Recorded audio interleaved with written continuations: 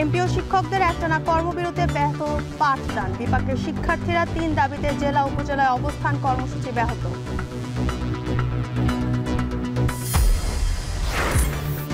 মা ইলিশ রক্ষায় সাগরে নৌবাহিনীর বিশেষ অভিযান। শরীয়তপুরে নিষেধাজ্ঞা অমান্য করেই দিনে দুপুরে মাছ শিকার।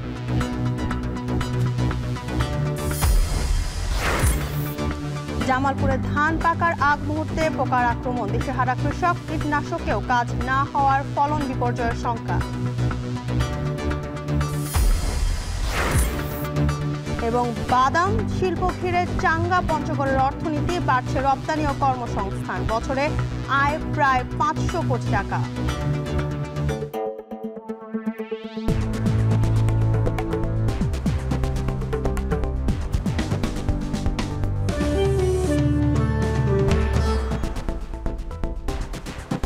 স্বাগত এখন জনপদে। পুরো আয়োজনে আপনাদের সাথে আছি আমি জানসিন জুথিকা।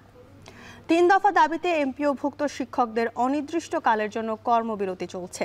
ক্লাসে শিক্ষকরা না যাওয়ায় ব্যাহত হচ্ছে পাঠদান কার্যক্রম। এতে বিপাকে পড়েছেন শিক্ষার্থীরা। এ নিয়ে জানাতে ময়মনসিংহের মুকুল নিকেতন উচ্চ বিদ্যালয় থেকে যুক্ত হচ্ছেন ইমতিয়াজ আহমেদ, যশোরের মুসলিম একাডেমি থেকে রিপন হোসেন ও নাটোরের মহারাজা জেন উচ্চ বিদ্যালয় থেকে যুক্ত হচ্ছেন মাহবুব হোসেন। শুরুতে যাচ্ছি ইমতিয়াজের কাছে। ইমতিয়াজ, দাবি আদায়ের বিষয়ে শিক্ষকরা কি বলছেন এবং পাঠদান কার্যক্রম ব্যাহত হওয়ার বিষয়ে অভিভাবকরা কি বলছেন জানাবেন।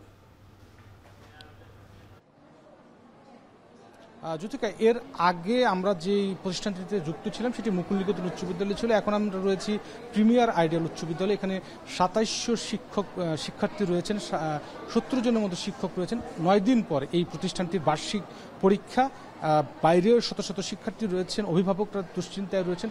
কবে আসলে ক্লাস শুরু হবে, পরীক্ষা কখন শুরু হবে, বেশ একটা উদ্বিগ্ন পরিস্থিতি চলছে। ময়মনসিংহের পুরো অঞ্চলের পরিস্থিতিটা যদি বলি, প্রত্যেকটি বেসরকারি এমপিওভুক্ত শিক্ষা প্রতিষ্ঠানগুলোতে অনেক ক্ষেত্রে অনেকগুলো প্রতিষ্ঠান বন্ধ রয়েছে, যেগুলো খোলা আছে ক্লাসরুমগুলোতে তালা ঝুলছে এবং শিক্ষকরা কর্মবিরতিতে রয়েছেন। আমরা জানি যে ঢাকায় যে কেন্দ্রীয় কর্মসূচি আজকে রয়েছে, কালো পতাকা বেঁধে তারা শাহবাগের দিকে অভিমুখ হবেন এবং আমরণ অনশনের ডাক দিয়েছেন শিক্ষক কেন্দ্রীয় নেতারা। এবং আমরা এর আগে যেটা জানি যে অর্থ মন্ত্রণালয়ের ৫% অর্থাৎ শিক্ষকদের বেতনের ২,০০০ টাকা তাদেরকে বাড়ি ভাড়ার ঘোষণা করা হয়েছিল এবং পরবর্তীতে কেন্দ্রীয় শহীদ মিনার থেকে শিক্ষক নেতারা সেটি কিন্তু প্রত্যাখ্যান করেছেন। এবং তারই আলোকে কিন্তু এখন পর্যন্ত এই যে ময়মনসিংহ বিভাগের যতগুলো জেলা রয়েছে, বেসরকারি এমপিওভুক্ত শিক্ষক রয়েছে, তারা কিন্তু এখনো সেই কেন্দ্রীয় ঘোষিত যে কর্মসূচি অনুযায়ী তারা কিন্তু কর্মবিরতিতে রয়েছেন। তারা যেটা বলছেন তাদের যে ৩ দফা দাবি সেটি খুবই যৌক্তিক এবং বর্তমান প্রেক্ষাপটে বিশেষ করে তারা বলছেন যে ২০% বাড়ি ভাড়া, ৭৫% উৎসব ভাতা এবং সেই সাথে ১৫০০ টাকা তাদের যে চিকিৎসা ব্যয়, সেগুলো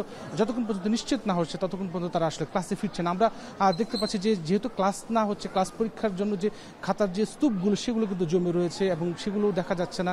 এবং সেই সাথে বার্ষিক পরীক্ষা যেহেতু সামনে, শিক্ষার্থীরা বেশ একটা বিপাকে রয়েছে। এই ৯ দিনের মধ্যে আসলে কি করবেন একটি সমাধান জানার জন্য কিন্তু শিক্ষার্থীরা ক্লাসে শিক্ষকদের কাছে আসছেন এবং এই অচল অবস্থা কখন কাটবে বা কিভাবে কাটবে সেটি কিন্তু একদম বলা যাচ্ছে না। সুতরাং এই যে স্কুল বন্ধ রয়েছে, এই কারণে কিন্তু অনেক শিক্ষার্থী আমরা দেখতে পেরেছি যে প্রাইভেটগুলোতে বা কোচিং সেন্টারগুলোতে তাদের কিন্তু ভিড় জমছে। এবং যেহেতু একদিকে যেহেতু শিক্ষার্থীদের ক্লাসে না আসার একটা অনাগ্রহতা রয়েছে, সুতরাং এইভাবে বন্ধ থাকলে আসলে এই জায়গাটিতে আরও অচল অবস্থা সৃষ্টি হবে বলে শিক্ষকরা বলছেন। এবং শিক্ষকরা বলছেন যে যত দ্রুত সম্ভব তাদের যে ন্যায্য দাবিগুলো রয়েছে সেগুলো মানার পর তারা আসলে ক্লাসে ফিরতে চান, শিক্ষার্থীরা ক্লাসে ফিরতে চান এবং আবার পুনরায় আগের মতো পাঠদান আসলে তারা দিতে চান। তো সব মিলে ময়মনসিংহে এখনও অচল অবস্থা রয়েছে। প্রত্যেকটি এমপিওভুক্ত বেসরকারি শিক্ষা প্রতিষ্ঠানগুলো বন্ধ, ক্লাস বন্ধ রয়েছে, শিক্ষকরা কর্মবিরতিতে রয়েছে। সব মিলে এই ছিল ময়মনসিংহে। এখন আমরা যশোরে, সেখানে কি অবস্থা রয়েছে সেখানে রয়েছে সহকর্মী রিপন জানাবেন যে যশোরে এমপিওভুক্ত বেসরকারি যারা শিক্ষক রয়েছেন তাদের কর্মবিরতি সব শেষ, কি খবর রয়েছে আপনার কাছে? আপনি যেমনটি বলছিলেন, যশোরের অবস্থা একই। আমরা দেখছি যে শিক্ষকরা তারা স্কুলে আসছেন, তবে ক্লাস নিচ্ছেন না। শিক্ষার্থীরাও স্কুলে আসছেন, তারা ক্লাস করছেন না, ক্লাস করতে পারছেন না। তারা মাঠে খেলাধুলা করছে এবং অলস সময় কাটাচ্ছেন। যারা শিক্ষক রয়েছেন তারা বিশেষ করে তাদের যে রুমটি রয়েছে সেখানেই বসে আছেন। তারা বলছেন যে তাদের যে ৩ দফা দাবি রয়েছে সেই দাবি পূরণ না হওয়া পর্যন্ত তারা আসলে ক্লাসে ফিরে যাবেন না, শিক্ষার্থীদের পড়াবেন না। আমরা শিক্ষকদের সাথে কথা বলেছিলাম, তারা জানিয়েছেন যে এই দাবিগুলো মানলে তারা ক্লাসে যাবেন এবং যদি ছাত্রদের যাদের সমস্যা হচ্ছে, অর্থাৎ সামনে যে পরীক্ষা রয়েছে সেই পরীক্ষার জন্য তাদের যে পড়া সেটি হচ্ছে না। তবে তাদের দাবি মানার পরে তারা কিন্তু এক্সট্রা ক্লাস নেওয়ারও কথা বলছেন। এখানে তারা শিক্ষক রয়েছেন তারা বলছেন যে অতিরিক্ত ক্লাস নিয়ে অতিরিক্ত সময় দিয়ে তাদের যে শিক্ষার্থী রয়েছেন তাদের বুঝিয়ে পড়ানোর দায়িত্ব তাদের রয়েছে। তবে তাদের যে দাবি রয়েছে, যে ৩ দফা দাবি রয়েছে বাড়ি ভাড়া সহ, সেই দাবিগুলো পূরণের কথা কিন্তু তারা বলছেন। আমরা স্কুলে এসে দেখেছি যে বিভিন্ন স্কুলগুলো রয়েছে, সেই স্কুলগুলো খোলা রয়েছে, শিক্ষকরা আসছেন কিন্তু আসলে ক্লাস হচ্ছে না। এর আগেই প্রায় ১১ দিন ধরে এই অচলাবস্থা চলছে। বিভিন্ন দফায় দফায় যে বিভিন্ন সময়ে আলোচনা হচ্ছে, তবে আলোচনা এখন পর্যন্ত ফলপ্রসূ হয়নি। সে কারণে তারা এই অবস্থানে রয়েছে। আমরা শিক্ষকদের সাথে কথা বলছি, তারা বলছেন সামনে আরো যদি কঠোর আন্দোলন করতে হয় তারা সেটিও করবেন। তবে তাদের যে ৩ দফা দাবি রয়েছে সেই দাবি পূরণে তারা যে কাজ করতে হয় সেটি তারা করবেন। এখান থেকে আমরা যারা জেনেছি যে সমিতি রয়েছে, সেই সমিতির মাধ্যমে বিভিন্ন সময় পর্যায়ক্রমে যারা শিক্ষক রয়েছেন তারা যে ঢাকায় আন্দোলন হচ্ছে সেই আন্দোলনে তারা যাচ্ছেন। এর মাধ্যমেই কিন্তু এই আন্দোলনটি চলছে। সব মিলে এখানে এই অবস্থা বিরাজ করছে। এই ছিল এখান থেকে আমার কাছে সর্বশেষ। আমাদের আরেক সহকর্মী রয়েছে নাটোরে, সেই নাটোরের শিক্ষকদের যে আন্দোলন কেমন চলছে সেটি জানবো মাহবুব আপনার কাছ থেকে। জি রিপন, আপনি যেমনটি বলছিলেন একই অবস্থা কিন্তু উত্তরের জেলা নাটেরও আমরা সকাল থেকে যেটি দেখতে পেয়েছি যে শিক্ষকরা কিন্তু স্কুলে আসছে, তারপরে কিন্তু তারা ক্লাসে যাচ্ছে না, যার কারণে দেখতে পাচ্ছেন যে এই মুহূর্তে আমি যে মহারাজা জিএন উচ্চ বিদ্যালয়ে রয়েছি এখানকার কিছু শিক্ষার্থীরা তারা আসার পরে কিন্তু তারা এখন ফুটবল খেলে সময় পার করছে। অর্থাৎ এই সময় যেখানে তাদের ক্লাসে থাকার কথা তারা কিন্তু এখন সেখানে ফুটবল খেলে সময় পার করছে। এবং শিক্ষকদের যে ৩ দফা দাবি ছিল সেই দাবি কিন্তু পূরণ না হওয়ার কারণে কিন্তু শিক্ষকরা তারা যেটি বলছে যে তারা ক্লাসে ফিরবেন না, আর না ফেরার কারণেই পুরো নাটোরে যে ৩ শতাধিক এমপিওভুক্ত প্রতিষ্ঠান রয়েছে সেসব প্রতিষ্ঠানে কিন্তু এখন অনেকটাই অচল অবস্থা রয়েছে। তবে এই অচল অবস্থা থাকার কারণে কিন্তু যে শিক্ষার যে অবস্থা, অর্থাৎ সামনে কিন্তু বার্ষিক পরীক্ষা রয়েছে শিক্ষার্থীদের। আমি যদি এই স্কুলটার কথাই বলি যে এই স্কুলে কিন্তু নভেম্বরের ২০ তারিখ থেকে বার্ষিক পরীক্ষা হওয়ার কথা ছিল, কিন্তু সেখানে কিন্তু এই আন্দোলনের কারণে শিক্ষা প্রতিষ্ঠান তারা কিন্তু নিতে পারবে না বলে তারা আমাদেরকে জানিয়েছেন। যার কারণে এই যে পরীক্ষা সেটি কিন্তু তারা পিছিয়ে যাওয়ার একটি ঘোষণা দিয়েছে। অর্থাৎ এখানকার যারা যিনি প্রতিষ্ঠান প্রধান রয়েছে তার সঙ্গে কথা বলেছি, তিনি আমাদেরকে জানিয়েছেন যে যে এই আন্দোলন যদি চলমান থাকে তাহলে কিন্তু তাদের যে বার্ষিক পরীক্ষা নেওয়ার যে প্রস্তুতি ছিল সেটি কিন্তু নেওয়া সম্ভব হবে না, এবং এটি সম্ভব না হওয়ার কারণে কিন্তু শিক্ষার্থীরা বেশ ক্ষতির শিকার হবেন। এবং তারাও আরো যে পরিকল্পনা করে রেখেছে যে এই নভেম্বরের এই মাসের শেষে যদি এই মাসের শেষে যদি আন্দোলন শেষ হতে তারা নভেম্বরের ১ ঘন্টা করে অতিরিক্ত ক্লাস নেবে বলে এমনটি ঘোষণা দিয়েছে।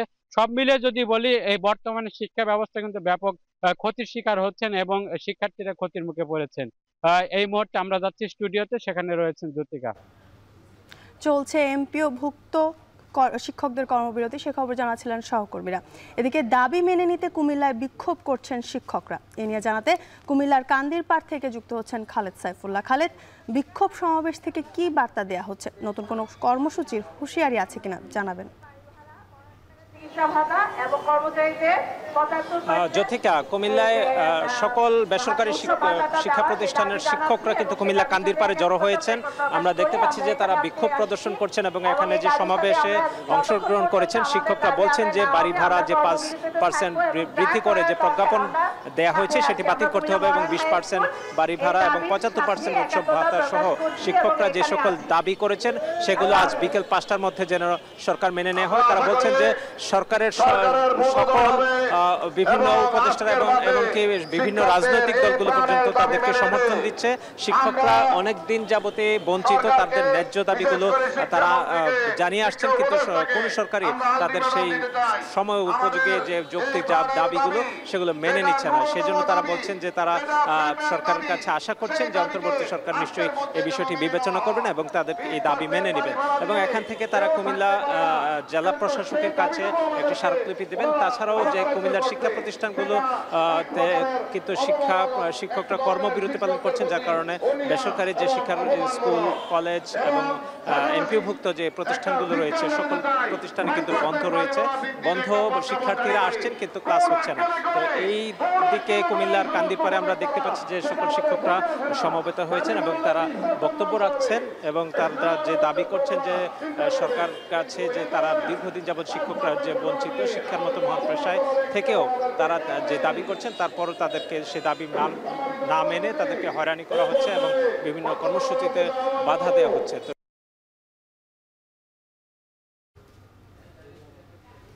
কুমিল্লা থেকে যুক্ত ছিলেন সহকর্মী খালেদ সাইফুল্লাহ, জানাচ্ছিলেন সেখানকার সবশেষ তথ্য।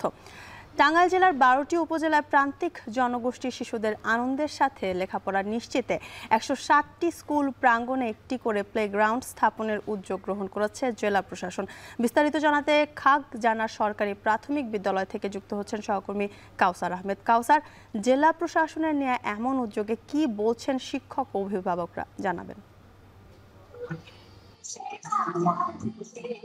যেমন শিক্ষার্থী এবং অভিভাবক যারা রয়েছেন তারা বলছেন যে ইতিপূর্বে জেলা প্রশাসনের পক্ষ থেকে এমন কোনো উদ্যোগ নেওয়া হয়নি, যেটি তারা বলছেন এতে করে যে সমস্ত শিক্ষার্থীরা ঝরে পড়তো সেই সমস্ত শিক্ষার্থীরা এখন বিদ্যালয়মুখী হবে। তারা বলছেন যে বিদ্যালয় প্রাঙ্গণে খেলাধুলার পাশাপাশি তারা দেশ সম্পর্কে জানতে পারবে, নিজের জেলা সম্পর্কে জানতে পারবে এবং ইতিহাস সম্পর্কে জানতে পারবে। আমাদের পেছনেই কিন্তু কিছুক্ষণ আগে টাঙ্গাইলের জেলা প্রশাসক যিনি রয়েছেন তিনি এর উদ্বোধন করেছেন। এখন পেছনে শিক্ষার্থীদের নিয়ে সাংস্কৃতিক অনুষ্ঠান অনুষ্ঠিত হচ্ছে। জেলা প্রশাসনের পক্ষ থেকে বলা হচ্ছে যে শিক্ষার্থীরা কি চায় বা তাদের মনে কি বলছে সে বিষয়ে কিন্তু আমাদের পেছনে একটি দেয়ালিকারও উদ্বোধন করা হয়েছে। তারা কয়েকজন শিক্ষার্থী বলেছেন যে আগে এই বিদ্যালয়ে খেলাধুলার তেমন কোনো ব্যবস্থাই ছিল না, আর এখন কিন্তু বাস্কেটবল থেকে শুরু করে দোলনা সহ বিভিন্ন খেলাধুলার আয়োজন করা হয়েছে। একটি প্রতিবেদনে দেখা গেছে যে দেশের প্রায় 16.76% শিক্ষার্থী ঝরে পড়তো, বিশেষ করে প্রাথমিক শিক্ষার্থী। সেই প্রাথমিক শিক্ষার্থী যাতে ঝরে না পড়ে সেই জন্য কিন্তু জেলা প্রশাসনের পক্ষ থেকে এই ব্যতিক্রমী উদ্যোগ নেওয়া হয়েছে। এদিকে জেলা প্রশাসন বলছে যে বিশ্বকে বদলে দিতে এবং বিকশিত হয়ে আনন্দের সাথে এই প্রতিবাদ্য বিষয়কে সামনে রেখে আমরা দেখেছি যে কিছুদিন আগে এই জেলা প্রশাসনের পক্ষ থেকে বিভিন্ন প্রাথমিক এবং মাধ্যমিক বিদ্যালয়ে বিভিন্ন গাছ রোপণ করা হয়েছে। আর এদিকে শিক্ষার্থীরা বলছেন যে এখানে যদি আরো এখন যেভাবে তারা খেলাধুলা করতে পারছেন এই সুযোগটা তাদের ছিল না। অভিভাবক যারা রয়েছেন তারাও কিন্তু এদিকে স্বাগত জানিয়েছে। আর জেলা প্রশাসন বলছে যে এই যে খেলাধুলার সরঞ্জামগুলো এগুলো যাতে নষ্ট না হয়, অচল না হয়, সেজন্য জেলা প্রশাসনের পক্ষ থেকে এগুলো সংস্কার করাও হবে।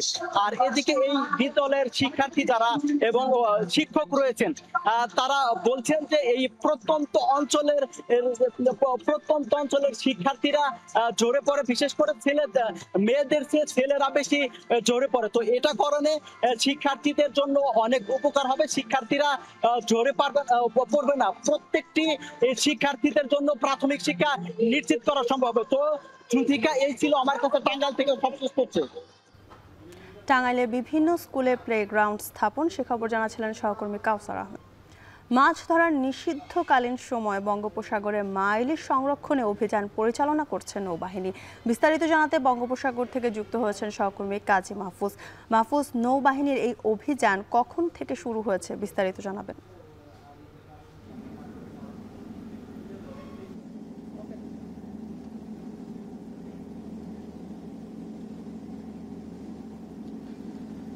বাংলাদেশ নৌবাহিনীর ইনেট টু সিভিল পাওয়ারের আওতায় মূলত আজকের এই অভিযান। আমরা সকাল থেকেই মূলত নৌবাহিনীর জাহাজের সাথে রয়েছি। দুটি জাহাজ কিন্তু, একটি শৈবাল আর একটি শাপলা, দুটি জাহাজে এই অভিযানে রয়েছে। চট্টগ্রামের পতেঙ্গা 15 নম্বর ঘাট থেকে মূলত প্রায় 40 নটিক্যাল মাইল দূরে বঙ্গোপসাগরে মূলত অভিযানটি পরিচালিত হচ্ছে। এখানে নৌবাহিনীর বেশ কিছু সদস্য অংশগ্রহণ করেছে। আপনি জানেন যে চলতি মাসের 4 অক্টোবর থেকে 25 অক্টোবর 22 দিন সাগরে মাছ ধরার নিষেধাজ্ঞা দিয়েছে সরকার। সেটি বাস্তবায়নের জন্যই মূলত বাংলাদেশ নৌবাহিনী দেশের সমুদ্র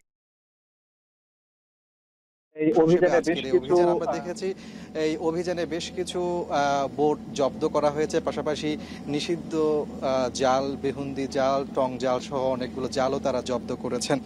আপনাকে বলে রাখি যে এই নিষিদ্ধকালীন সময়টাতে বাংলাদেশ নৌবাহিনীর সদস্যরা চট্টগ্রাম, কক্সবাজার, চাঁদপুরেও নিয়মিত অভিযান পরিচালনা করে এখন পর্যন্ত প্রায় 9.5 কোটি টাকা মূল্যের 125টি টং জাল, 130টি বেহুন্দি জাল সহ 23 লক্ষ মিটার অবৈধ জাল তারা জব্দ করেছে। পাশাপাশি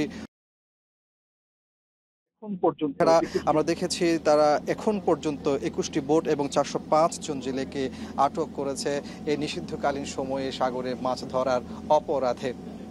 আপনি জানেন যে দেশের সমুদ্র সীমার কিন্তু প্রায় 65% এই গভীর সমুদ্র এলাকা, যেখানে কিন্তু মৎস্য সম্পদের অপার সম্ভাবনা রয়েছে। আর এই লাগাতে মূলত মা মাছ যেখানে ডিম ছাড়ে সেই এলাকা চিহ্নিত করা, পাশাপাশি নার্সারির যে গ্রাউন্ড রয়েছে মা মাছের সেগুলোকে যথাযথভাবে সংরক্ষণ করতে পারলে কিন্তু দেশের যে মৎস্য খাত সেটি কিন্তু দেশের অর্থনীতিতে, জাতীয় অর্থনীতিতে গুরুত্বপূর্ণ অবদান রাখবে। সেই জায়গাতে এখানে যারা অভিযানে নেতৃত্ব দিচ্ছেন, অংশগ্রহণ করেছেন, তারা বলছেন এই অভিযান যদি পুরোপুরি বাস্তবায়ন করা যায়, সরকারের অন্যান্য যে সংস্থাগুলো আছে তারাও যদি এই অভিযানে যথাযথভাবে নেতৃত্ব দিতে পারেন, তাহলে দেশের মৎস্য খাত বেশ সমৃদ্ধ হবে এবং জাতীয় অর্থনীতিতে এই খাত গুরুত্বপূর্ণ অবদান রাখবে। মূলত এই সময়টাতে যাতে জেলেরাও মাছ না ধরে তারা সচেতন থাকে, দেশের এই খাতকে তারা এগিয়ে নিয়ে যায়, সে বিষয়ে কিন্তু এখানে আমরা দেখেছি যে মৎস্য সম্পদ মন্ত্রণালয়ের সচিব তিনিও এসেছেন, তিনিও এই পরামর্শ দিয়েছেন। এ ছিল আমার কাছে নৌবাহিনীর অভিযানের সবশেষ। চট্টগ্রামে চলছে মা ইলিশ অভিযান, সে খবর জানাচ্ছিলেন সহকর্মী কাজী মাহফুজ। এদিকে নিষেধাজ্ঞা উপেক্ষা করে শরীয়তপুরের পদ্মা মেঘনায় অবাধে চলছে মা ইলিশ শিকার ও বিক্রি। প্রশাসনের তৎপরতা থাকলেও আইন মানছে না জেলেরা। এ বিষয়ে জানাতে শরীয়তপুর পদ্মা তীর থেকে যুক্ত হচ্ছেন কাজী মনিরুজ্জামান মনির। প্রশাসনের এত তৎপরতার পরেও কিভাবে জেলেরা মাছ শিকার ও বিক্রি করছেন জানাবেন। জ্যোতিকা, আসলে এবছর কিন্তু জেলেরা শুরু থেকেই অনেকটা বেপরোয়া, তারা নদীতে নামছেন এবং মাছ শিকার করছেন। আর সে সকল মাছ নিয়ে কিন্তু নদী তীরে তারা অস্থায়ী হাট বসিয়ে সেখানে একেবারে বিক্রি করছেন।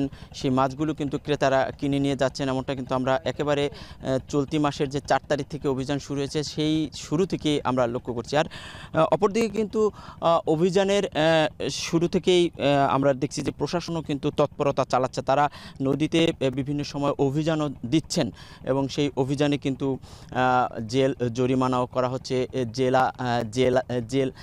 জেলে এবং মাছ ক্রেতা যারা তাদেরকে কিন্তু আটক করছেন, তাদের বিভিন্ন সময় তাদেরকে জেল জরিমানা করা হচ্ছে, তারপরও কিন্তু তার রোধ করা যাচ্ছে না। আমরা লক্ষ্য করেছি যে অন্তত শরীয়তপুরে যে পদ্মা মেঘনার 80 কিলোমিটার নদীপথ রয়েছে তার তীরবর্তী এলাকায় কিন্তু 25 থেকে 30টি অস্থায়ী হাট বসিয়ে সেখানে মাছ কেনা বেচা হচ্ছে এবং সেই মাছ কিন্তু অবাধেই নিয়ে যাচ্ছেন ক্রেতারা এবং সেখানে কিন্তু আসলে তেমন একটা বাধা আমরা লক্ষ্য করিনি। তবে নদীতে জেলেরা যে মাছ ধরছেন সেখানে মাঝে মাঝেই কিন্তু অভিযান চালানো হচ্ছে। তবে সেই অভিযানে কিন্তু যারা অভিযান পরিচালনা করছেন তারাও কিন্তু বেশ বারবার তারা জেলেদের বাধার মুখে পড়েছেন, জেলেরা তাদেরকে কিন্তু আক্রমণ করেছে, এমনটাও কিন্তু আমরা লক্ষ্য করেছি।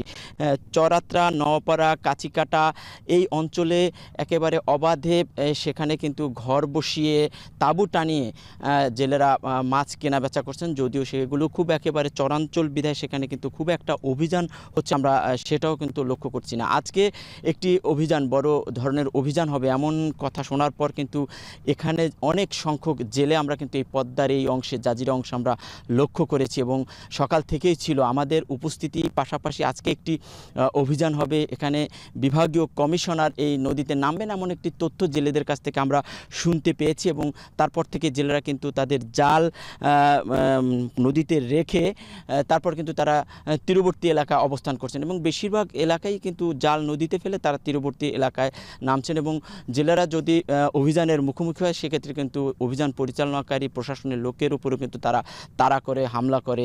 এটা মোকাবেলা করেও কিন্তু অভিযান চলছে। এ পর্যন্ত কিন্তু প্রায় 346টি অভিযান হয়েছে এবং 91 জন জেলেকে বিভিন্ন মেয়াদে জেল জরিমানা দেওয়া হয়েছে। এছাড়া শরীয়তপুরে যে 21,400 জেলে রয়েছে তাদেরকে কিন্তু যে খাদ্য সহায়তা তা কিন্তু দেওয়া হয়েছে এমনটা আমাকে মৎস্য বিভাগ থেকে জানা হয়েছিল। শরীয়তপুরে চলছে অবাধে ইলিশ শিকার, সে খবর জানাচ্ছিলেন সহকর্মী কাজী মনিরুজ্জামান। আগুনের শাহজালাল আন্তর্জাতিক বিমানবন্দরে কার্গো ভিলেজে আগুনের ঘটনায় বাংলাদেশ বিমান চলাচল কর্তৃপক্ষ সদর দপ্তরে ব্রিফ করছেন বেবিচকের chairman air vice marshal Mohammad Mostafa Mahmud Siddique. সেখান থেকে সরাসরি যুক্ত হচ্ছে। এই জিনিসগুলো 21 দিনের ভিতরে ক্লিয়ার হয়ে যাওয়ার কথা। 21 দিনের ভিতরে মালপত্রগুলো ক্লিয়ার হয়ে যেতে হয়। যদি ক্লিয়ার না হয় এই 3 কর্তৃপক্ষ মিলে জিনিসপত্রগুলো ক্লিয়ার করে না। সুতরাং মালপত্রগুলো যদি জমে থাকে সেটা দায় দায়িত্ব ওনাদের এবং যেতে পারে না, এই মালপত্রগুলো সামনে জমে থাকার জন্য যেতে পারে না এবং এই সংক্রান্ত অনেকগুলো করসপন্ডেন্স করা হয়েছে, অনুরোধ করা হয়েছে।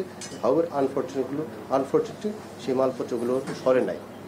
এমনও ঘটনা হয়েছে, হয়তো পরে জানতে পারবেন যে 21 দিনে যেগুলো ক্লিয়ার করার কথা হয়তো এমনও হতে পারে যে এটা বছরের পর বছর জিনিসপত্র হয়তো ক্লিয়ার হয় না, সেই ঘটনাও থাকতে পারে। আমরা যতটুকু জানতে পেরেছি সেই ঘটনাগুলো তদন্তের মাধ্যমে বের হয়ে আসবে। বাট এই কর্তৃপক্ষ হচ্ছে সেটা কন্ট্রোলিং বিমান, সিএনডিএফ এজেন্ট, কাস্টমস অ্যান্ড যদি কুরিয়ার থেকে তারা।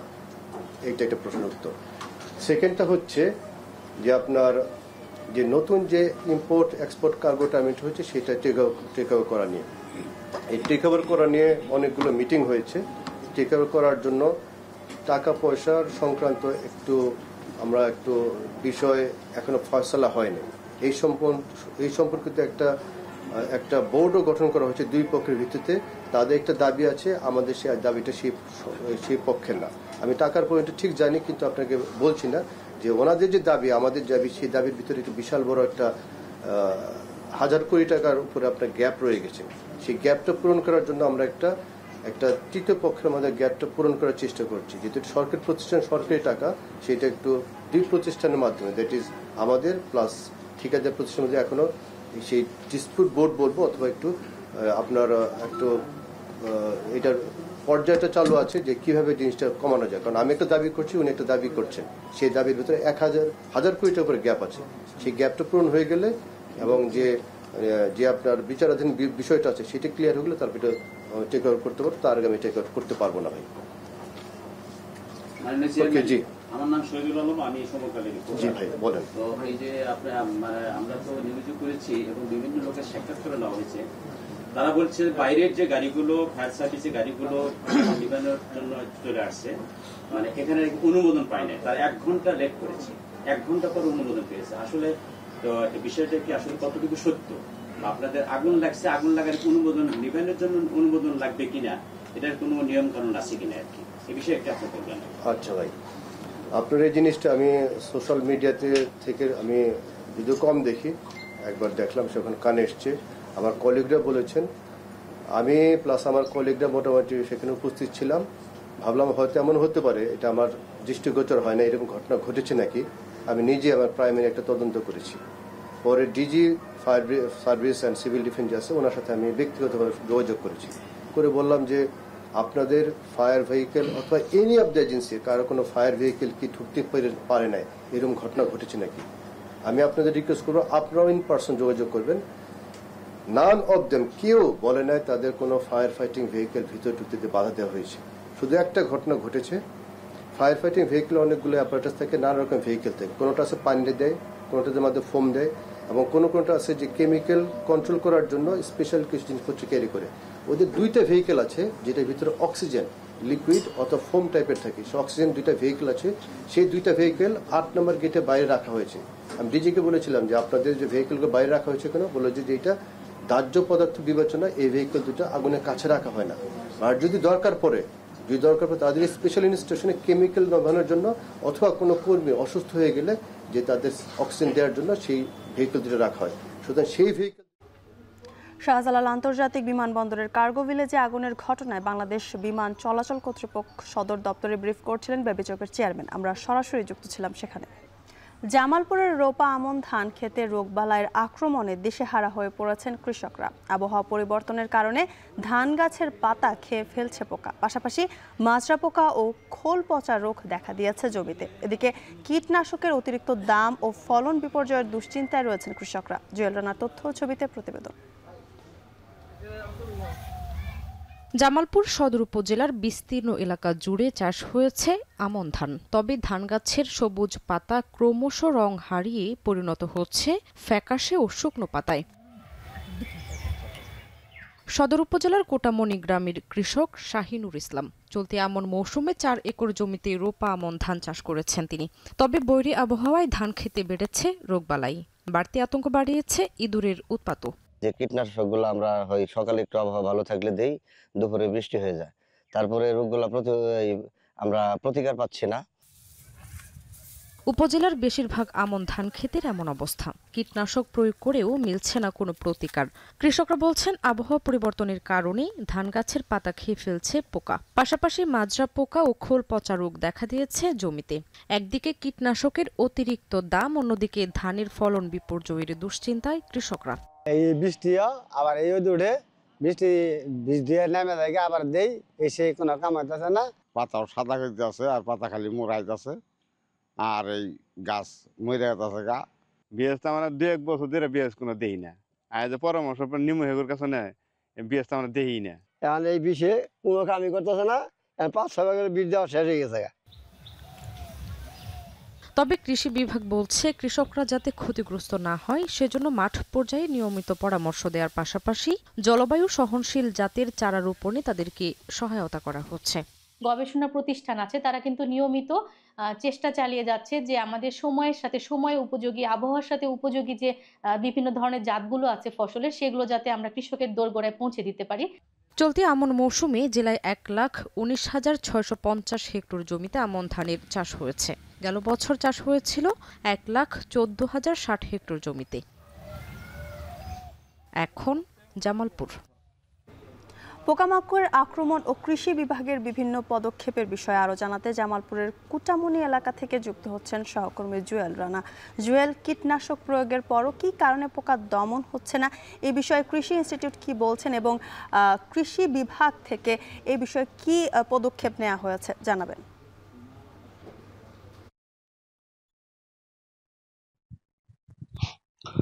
জ্যোতিকা, জামালপুরে 1,19,000 হেক্টর জমিতে রোপা আমন ধান চাষ করা হয়েছে। তবে বৈরী আবহাওয়ার কারণে অর্থাৎ জলবায়ু পরিবর্তনের কারণে পোকার আক্রমণ বেশি হয়েছে, এমনটাই জানিয়েছে কৃষি বিভাগ। তবে কৃষি বিভাগ এই মুহূর্তে কৃষকদের যে পরামর্শটি দিচ্ছে সেটি হচ্ছে জামালপুরে যে আমন ধানে পোকার আক্রমণ হচ্ছে সেটি হচ্ছে মাজরা পোকার, তার পাশাপাশি বাদামি ঘাসফড়িং পোকার আক্রমণ বেশি হচ্ছে। এতে করে মাঠের পর মাঠ এই আক্রমণ ছড়িয়ে পড়ছে, পোকার আক্রমণ ছড়িয়ে পড়ছে। কৃষি বিভাগ এই মুহূর্তে তথ্য দিচ্ছে কৃষকরা যাতে প্রতি 10 লাইন পর পর ধানের ক্ষেত্রে আইল তৈরি করে ফাঁকা করে দিলে তাতে আলোটা ঢুকবে, এতে অনেকটাই ক্ষতি কম হবে। পাশাপাশি তারা বলছে যে কীটনাশক যে বাজার কীটনাশক, সেই কীটনাশকটি অর্থাৎ বিকালের দিকে তারা জমিতে স্প্রে করতে বলছে। তার একটি অন্যতম কারণ হচ্ছে সকালের দিকে বা দুপুরের দিকে তাপমাত্রা অত্যাধিক থাকে বিধায় কীটনাশকের গুণাগুণ অনেকটা কমে যায়। কাজেই বিকালের দিকে কীটনাশকটা জমিতে প্রয়োগ করলে পোকার আক্রমণটা কমে আসবে। পাশাপাশি 10 লাইন পর পর তারা জমির আইল ফাঁক করে দিতে বলা হয়েছে, অর্থাৎ এতে করে আলো বাতাস ঢুকলে পোকার আক্রমণটা কমে আসবে। আরেকটি বিষয় বলা চলে, এই মুহূর্তে আমরা দেখি জামালপুরের সদর উপজেলার বিভিন্ন ইউনিয়ন আমরা ঘুরে দেখেছি, এখানকার যে প্রত্যেকটি ক্ষেত্রেই মাজরা পোকা, বাদামি ঘাসফড়িং পোকা, অর্থাৎ জামালপুর আঞ্চলিকবাসী আমরা কারেন্ট পোকা অবহিত করি, সেই পোকার আক্রমণটা বেশি হয়েছে। এই ছিল জামালপুর থেকে আমার কাছে পোকার আক্রমণ সবশেষ তথ্য। জ্যোতিকা, জামালপুর থেকে যুক্ত ছিলেন সহকর্মী জুয়েল রানা, জানাছিলেন সেখানকার সবশেষ তথ্য। চাঁপাইনবাবগঞ্জে কিছুতেই কাটছে না সার সংকট। দীর্ঘ সময় লাইনে দাঁড়িয়ে থেকেও চাহিদা অনুযায়ী সার পাচ্ছেন না কৃষক। অনেক সময় চাহিদা অনুযায়ী সার মিললেও গুনতে হচ্ছে অতিরিক্ত অর্থ। এ নিয়ে বিস্তারিত জানাতে শিবগঞ্জের শাহবাজপুর থেকে যুক্ত হচ্ছেন সহকর্মী সোহান মাহমুদ। সোহান, সার সংকটের কারণ কি বলছেন ডিলার ও ব্যবসায়ীরা, এবং সংকট কাটাতে কৃষি বিভাগের কোনো পদক্ষেপ আছে কিনা জানাবেন।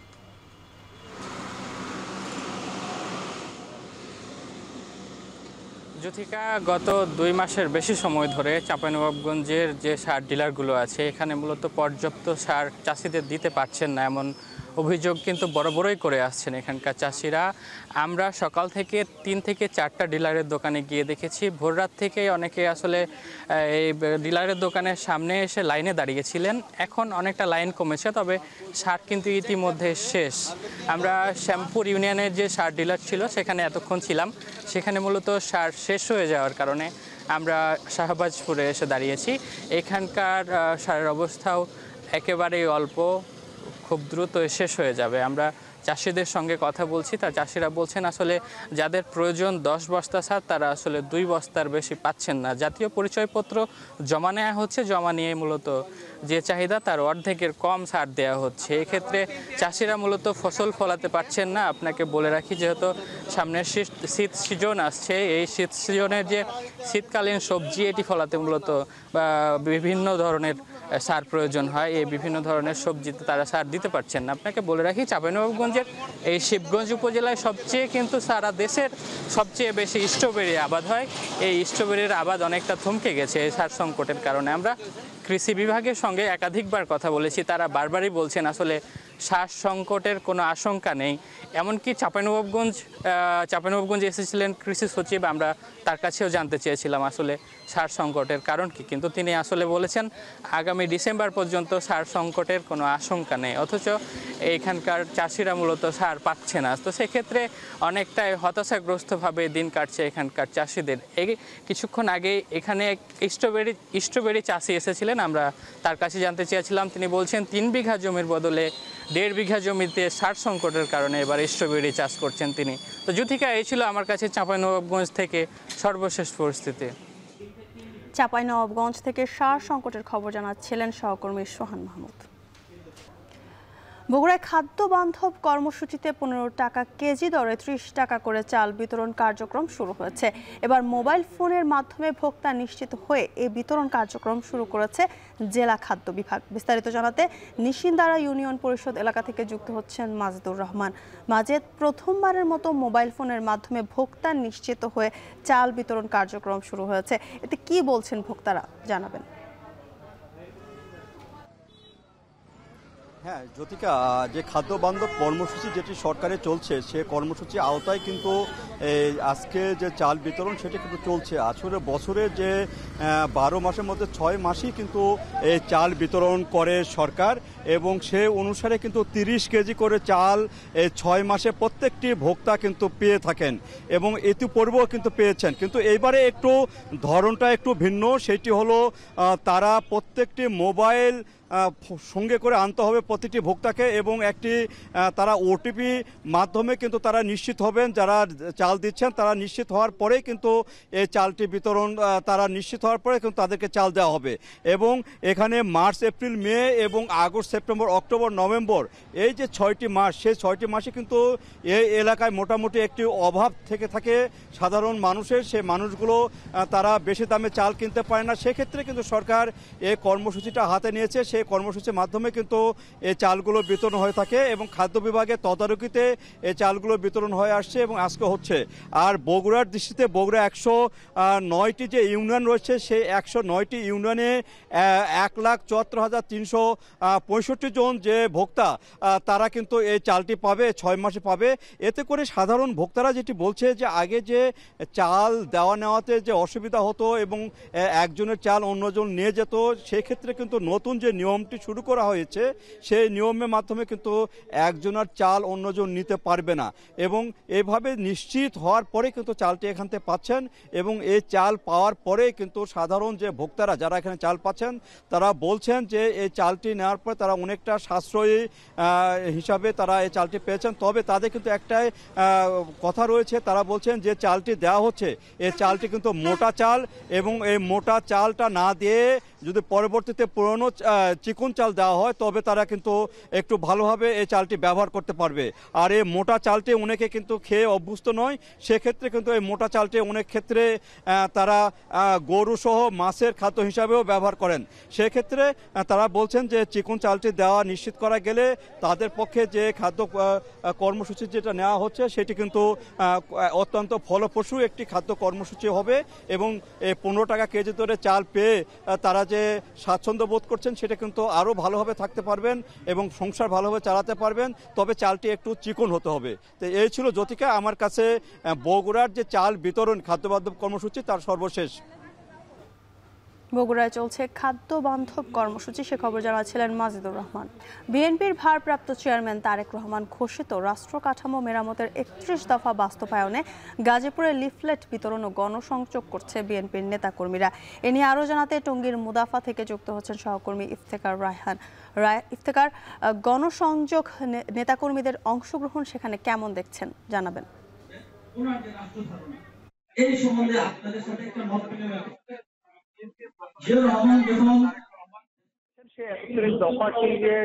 তৃণমূলের যারা তৃণমূলের পর্যায়ে যারা নেতা কাজ করছেন তারই ধারাবাহিকতায় আমরা দেখেছি যে গাজীপুর মহানগর বিএনপির পক্ষ থেকে কিন্তু বিভিন্ন এলাকা এবং আজকে কিন্তু আমরা দেখেছি যে নগরীর যে মুদাফা এলাকা রয়েছে সেখানে লিফলেট বিতরণ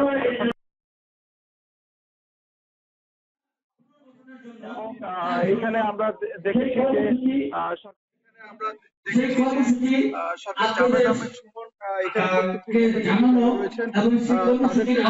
এখানে লিফলেট বিতরণ করছেন এবং গণসংযোগ পালন করছেন। এখানে মূলত করে যে তাদের যে করা হচ্ছে এবং তারা বলছেন যে রাষ্ট্র কাঠামো মেরামতের জন্য তাদের এই 31 দফাটিকে তৃণমূলের মানুষের কাছে পৌঁছে দেওয়ার জন্য কিন্তু তাদের এই প্রয়াস এবং তারা এটা করে যাবেন। যেহেতু গাজীপুর একটি শিল্প এলাকা এবং এই শিল্প এলাকায় অনেক যারা শিল্প এলাকায় যারা শ্রমিক রয়েছে যে কারণে এখানে কিন্তু শ্রমিকদের মাঝে এই যে তাদের যে 31টি দফা রয়েছে সেই দফাগুলোকে ছড়িয়ে দেওয়ার জন্য কিন্তু তারা দিনরাত পরিশ্রম করছেন এবং এখানে বারবার কিন্তু একটা কথা বলা হচ্ছে যে এই 31 দফাটি যদি বাস্তবায়ন হয় সেক্ষেত্রে যে নতুন বাংলাদেশের যে একটি স্বপ্ন সেই স্বপ্নটি পূরণ হবে বলে তারা দাবি করছেন। পাশাপাশি তারা বলছেন যে বিএনপির তৃণমূলের নেতাকর্মীদের মাধ্যমে এই 31 দফাটিকে মানুষের দোরগোড়ায় পৌঁছাতে পারলে কিন্তু তাদের যে নতুন যে বাংলাদেশ যেটি নির্মাণ করার জন্য যেটি তারেক রহমান যে আহ্বান জানিয়েছেন সকলকে, সেই তারেক রহমানের যে আহ্বানটিকে আসলে সাড়া মিলবে বলে তারা জানিয়েছেন। এবং এখানে কিন্তু আজকে মুদাফা এলাকায় সরকার জাভেদ আহমেদ সুমন, যিনি গাজীপুর মহানগর বিএনপির নেতা এবং টঙ্গী পূর্ব থানা বিএনপির সভাপতি, তিনি এখানে উঠান বৈঠক করছেন এবং উঠান বৈঠকে কিন্তু এখানে দেখছি আমরা নারী পুরুষ সহ সকলে কিন্তু রয়েছেন এবং সকলকে এখানে কিন্তু হাতে কিন্তু লিফলেট বিতরণ করে কিন্তু তাদের মাঝে এই যে গণসংযোগ এবং যে 31টি দফা সেই দফাগুলোকে কিন্তু ছড়িয়ে দেওয়া হচ্ছে এবং এখানে যারা অংশ নিয়েছেন তাদের কাছে আসলে জানতে চাওয়া হচ্ছে যে এবং যদি রাষ্ট্র ক্ষমতায় যায় মানুষের জন্য কি করবে সেই বিষয়গুলো এইখানে যারা উঠান বৈঠক তারা জানতে চাইছেন। এই 31 দফার আলোকে যারা জানেন যে বাংলাদেশ যে আহ্বান জানানো হয়েছে সেই আহ্বানের ছিল আমার কাছে গাজীপুর থেকে যুক্ত ছিলেন সহকর্মী ইফতেখার রায়হান, জানাচ্ছিলেন সেখানকার সবশেষ তথ্য। নারায়ণগঞ্জে 11 বছরের শিশুকে ধর্ষণ চেষ্টার অভিযোগে এক যুবককে পিটিয়ে হত্যার ঘটনা ঘটেছে। সোমবার রাত 8টার দিকে জেলার জেনারেল হাসপাতালে চিকিৎসাধীন অবস্থায় আবু হানিফ নামের ওই যুবকের মৃত্যু হয়। তিনি পেশায় নিরাপত্তা প্রহরী। প্রত্যক্ষদর্শীরা জানায় সোমবার দুপুরে ধর্ষণের অভিযোগে এলাকার কয়েকজন তাকে ঘর থেকে তুলে নেয়। এরপর খানপুর জোড়া ট্যাঙ্কির সামনে পিটিয়ে আহত করে। পরে গুরুতর আহত অবস্থায় তাকে হাসপাতালে নিলে চিকিৎসাধীন অবস্থায় রাতে তার মৃত্যু হয়। খবর পেয়ে পুলিশ মরদেহ উদ্ধার করে ময়নাতদন্তের জন্য মর্গে পাঠায়। পুলিশ জানায় নিহতের নিহতের শরীর ও মাথায় একাধিক আঘাতের চিহ্ন রয়েছে। এই ঘটনায় তদন্ত চলছে। এদিকে নিহতের স্বজনদের অভিযোগ, টাকা আদায়ের চেষ্টা করে না পাওয়ায় হানিফকে পিটিয়ে হত্যা করা হয়।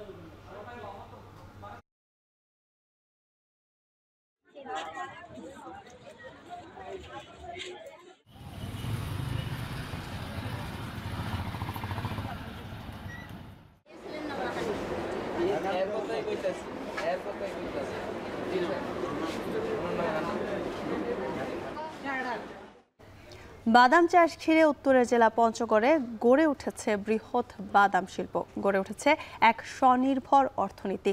বাদামের খোসা ছাড়িয়ে দানা পাঠানো হচ্ছে দেশে বিদেশে। এই শিল্পে কর্মসংস্থানের সুযোগ হয়েছে প্রত্যন্ত এলাকার বিপুল সংখ্যক নারীদের। বাদাম শিল্প ঘিরে বছরে অন্তত 500 কোটি টাকার বাজার তৈরি হয়েছে। বিস্তারিত লুৎফর রহমানের প্রতিবেদনে। অত্যাধুনিক মেশিনে ছাড়ানো হচ্ছে বাদামের খোসা, তারপর ভালো দানা বাছাই করে সরবরাহ করা হচ্ছে দেশের বিভিন্ন প্রতিষ্ঠানে, এমনকি রপ্তানিও হচ্ছে। উত্তর জেলা পঞ্চগড়ে বাদাম চাষ ও বিপণন ঘিরে গড়ে উঠেছে অন্তত অর্ধশত বাদাম প্রক্রিয়াজাত কারখানা। জেলার লক্ষ্মীরহাট, শান্তিরহাট, মারিয়া সহ বিভিন্ন এলাকায় গড়ে উঠেছে এসব কারখানা। বাজারে কৃষকদের কাছে বাদাম কিনে কারখানায় খোসা ছাড়িয়ে দানা বের করা হয়, তারপর বিভিন্ন ক্যাটাগরিতে বাছাই করে তা বাজারজাত করা হয়। অলিম্পিক, আবুল খায়ের, স্কোয়ার, তারপর বরিশাল অমৃত, এইসব কোম্পানিতে আমাদের দানা যায়। বিভিন্ন কৃষকের কাছ থেকে খরিদ করে আবার আমরা এগুলো প্রসেসিং করে আমরা বিভিন্ন ফ্যাক্টরিতে, বিভিন্ন কোম্পানিতে, বিভিন্ন লোকের কাছে বিক্রি করি। বাদামগুলো মনে করেন হাট থেকে কিনা হয়, কৃষকের বাড়ি থেকেও কিনা হয়, মেলে আনা হয়, ভাঙানো হয়, দানা প্রসেসিং চলে। বাদামের এসব কারখানা ঘিরে চাঙ্গা হচ্ছে স্থানীয় অর্থনীতি, যেখানে কর্মসংস্থানের সুযোগ হয়েছে প্রত্যন্ত এলাকার হাজারেরও বেশি মানুষের, যাদের সিংহভাগই নারী। সকাল থেকে বিকেল পর্যন্ত বাদামের দানা বাছাইয়ের পাশাপাশি বিভিন্ন কাজ করছেন তারা। এখানে মিল কারখানা দেওয়ার পরে আমরা গরিব মানুষগুলা অনেক সুন্দরভাবে চলতে পারতেছি। আমরা এখানে 60-65 জন মহিলা কাজ করি। আমরা এখান থেকে পচাও আছি। 3 বছর হয়ে গেল আমার এখানে কাজ করতে করতে, তা ভালোই চলেছি। কোনো কাজ ছিল না, আমরা সবাই ঘরে বসে থাকতাম, তো তাতে করে আমাদের ছেলে মেয়ের লেখাপড়ার অসুবিধা হতো, সংসারে কোনো আয় উন্নতি করতে পারতাম না। বাদামের মিল হইয়া আমরা বাদামের মিলে কাজ করিয়া সংসার চালাইতে পারি, অভাব হয় না। বাদাম ভাঙে দানা বানাই, দানা থেকে আমরা নেট করি, নেট থেকে পরিষ্কার করে সবকিছুই একবারে ফ্রেশ করে তারপরে নোট করা হয়। ব্যবসায়ীরা জানান, পঞ্চগড়ে উৎপাদিত বাদাম মানে ও আকারে ভালো হয়, সারা দেশে চাহিদা রয়েছে। বাজারে বর্তমানে বাদাম বিক্রি হচ্ছে 3800 থেকে 4000 টাকা মন। এরপর খোসা ছাড়িয়ে প্রতি মন থেকে বাদামের দানা পাওয়া যায় 25 থেকে 28 কেজি। বাদাম কৃষিপণ্য যারা আমরা বাদাম ব্যবসা করি, সেই ক্ষেত্রে যদি ইন্টারেস্টগুলো কমায় দেয় আমাদের জন্য আরও লাভবান হব এবং কৃষকরাও লাভবান হবে। আমরা বিভিন্ন কোম্পানির সাপ্লাইয়ার হিসেবে আমরা কাজ করি এবং আমাদের বিদেশেও চাহিদা রয়েছে। বাদাম শিল্পকে ঘিরে গড়ে উঠেছে বাদামের খোসা ছাড়ানোর মেশিন তৈরির ওয়ার্কশপও। এত পরিমাণ আমাদের মেশিনের চাহিদা, তাই আমরা রাত দিন 24 ঘন্টা এই মেশিনগুলো বানাচ্ছি এবং এইগুলো আমাদের বিভিন্ন এলাকা থেকেও অর্ডার আসে, আর আমরা এগুলো বিভিন্ন জায়গায় তৈরি করে দিই। পঞ্চগড়ে চলতি মৌসুমে ৯,৯৯০ হেক্টর জমিতে বাদামের আবাদ হয়েছে, যার মধ্যে সিংহভাগ হয়েছে বোদা ও দেবীগঞ্জ উপজেলায়। বাদাম শিল্পে বছরে অন্তত 500 কোটি টাকার বাজার তৈরি হয়েছে বলে দাবি কৃষি বিভাগের। বাদাম যে আবাদটা এবং এটি প্রায় আমাদের 500 কোটি টাকার একটা বাজার সৃষ্টি করছে এবং নারীদের যে কর্মসংস্থান, সে কর্মসংস্থানের সৃষ্টি হচ্ছে এবং এটি ঘিরে যে শিল্প কারখানা গড়ে উঠেছে, ভবিষ্যতে এটি আরও প্রসার পাবে। নারীর হাতে কর্মসংস্থান, কৃষকের ঘরে অর্থ, সব মিলিয়ে পঞ্চগড়ের বাদাম এখন কেবল ফসল নয়, দারুণ এক সম্ভাবনার নাম। হাঁটিহাঁটি পাপা করে এগিয়ে যাচ্ছে পঞ্চগড়ের এই বাদাম শিল্প। বাদাম প্রক্রিয়াজাত কারখানাগুলোতে কর্মসংস্থানের সুযোগ হয়েছে প্রত্যন্ত এলাকার বিরাট অঙ্কের নারীদের। সরকারি পৃষ্ঠপোষকতা আর সহজ শর্তে ঋণ সুবিধা পেলে উত্তরের কৃষি অর্থনীতিতে নতুন মাত্রা যোগ করবে এই বাদাম শিল্প, এমনটাই মনে করছেন কৃষকরা। লুৎফর রহমান, এখন পঞ্চগড়। শেষ করছে এখন জনপদে, তার আগে শিরোনামগুলো আরো একবার। এমপি ও শিক্ষকদের একটানা কর্মবিরতিতে ব্যাহত পাঠদান, বিপাকে শিক্ষার্থীরা। 3 দাবিতে জেলা উপজেলায় অবস্থান কর্মসূচি ব্যাহত। মাইলিশ রক্ষা, সাগরে নৌবাহিনীর বিশেষ অভিযান। শরীয়তপুরে নিষেধাজ্ঞা অমান্য করে দিনে দুপুরে মাছ শিকার।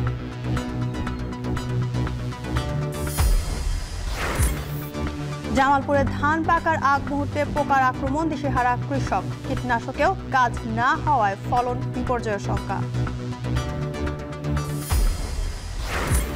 এবং বাদাম শিল্প ঘিরে চাঙ্গা পঞ্চগড়ের অর্থনীতি, বাড়ছে রপ্তানি ও কর্মসংস্থান, বছরে আয় প্রায় 500 কোটি টাকা।